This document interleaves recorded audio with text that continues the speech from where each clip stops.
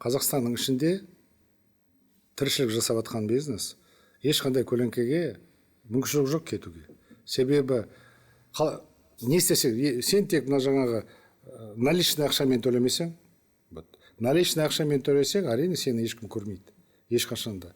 Бірақ қашан төлейсің сен? Жақсы табарсың ондай нарықты, ондай сатып алушыды, сатушыларды сенмен жаңағы осы наличный ақшамен жұмыс істейтінді.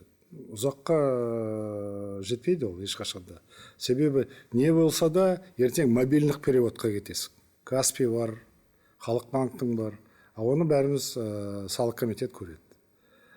Ұлттық банк көреді оны.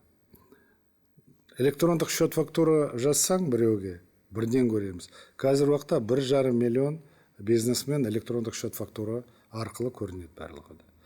Сол себепте салық қазір уақытта инфрақұрылым жүйелері салық комитетінің өте даму, өте жоғары дамыған. Тағы да бір-екі инфрақұрылым исем деген бар, етамға деген бар қазір уақытта, электрондық счет фактура деген инфрақұрылым жүйесі бар.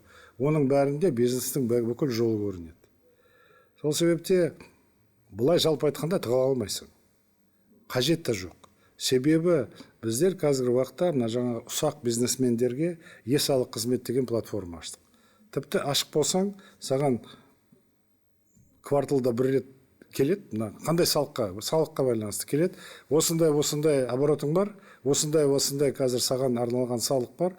Келісесің ба? Келісем десе болды, салығың төленді. Автоматтық түрде. Қазірде бар, мүмкін қызық болса өзіңізде қарауыңызға болады. Ол шағын микробизнеске өте жақсы, орта бизнеске өте жақсы. Ірі бизнеске әрине басқа біздерде инструменттер бар. Сол себепте тығыла алмайсың.